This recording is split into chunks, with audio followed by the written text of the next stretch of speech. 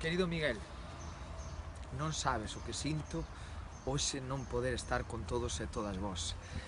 Hoxe é un día moi grande. É un día deses que magos como a ti o consiguen. E digo magos porque cando te coñecín, cando tiven a sorte de coñecerte fai xa moitos anos, vin en ti unha gran persona. Vin en ti un gran profesional e vin en ti un soño. Sei que ese soño materialízase hoxe, nese lugar que tú tanto amas, Pontevedra. Sei que querías combinar dúas cousas, 3, 4, 5, moitas. Pontevedra, traballar no audiovisual, estar cerca dos teus e da túa cidade. Conseguíchelo, Miguel.